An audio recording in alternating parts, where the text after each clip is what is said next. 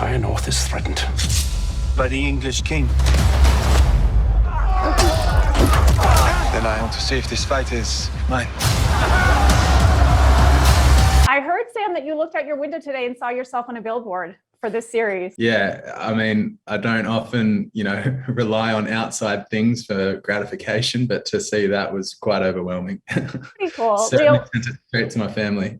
when you get the role, like you auditioned for it, obviously this is a question for both of you. You get the role. Did you begin to research, because both of your characters are legendary? I mean, how do you sort of go into it? Did you do a lot of research, and how do you get into that Viking spirit at that point?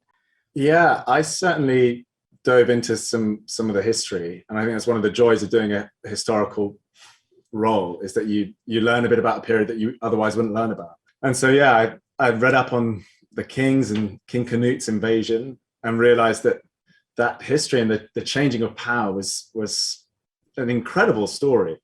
But one of the nice things that for my portrayal of Harold, this is sort of an origin story in many respects. And we know about Harold Hardrada in the later stages of his life. Here we got to play with the idea of his youth and play with a concept that maybe he had a best friend in this strange Greenlander who arrived and would become Leif Erikson, the man to discover America. For myself, I remember exactly where I was sitting in history class when I was learning about Leif Erikson and Erik the Red. I think it was like one of the only exams I got an A in, actually. So research started pretty early, but I dived certainly into a lot of the sagas and a lot of the history. And I was also always fascinated with the mythology in the pagan world. But for me, it was important to strip it back and tell a very human story about a man trying to find his way in the world and, simply looking after the people he loves. Did I read that you used to watch the original Viking series with your dad? What can original OG fans expect from this series? How will it set itself apart? Or what is in there for Vikings fans, the OGers?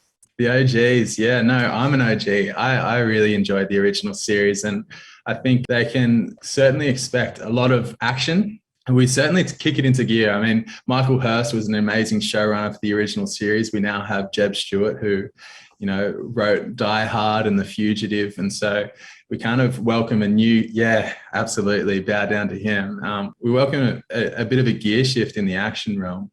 And as Leo says, that there are certainly echoes of the names and the greats that lived before us. And so I guess we hope to continue and honor the legacy that has been laid down before us. And for you, Leo, I want to ask, who in the cast got most into the fighting scenes? I know you learned a lot about combat in that. Who was the best at it? Like, who really took it to a level, like the next level? And then also you had— I told you they're going to come kill me. I can't tell you that. It's a closely guarded secret. I won't tell anybody. No. I don't believe you. I actually think like Frida really got into it. And like, I remember her telling, like, she'd be doing roles in her bedroom, like trying to practice for it.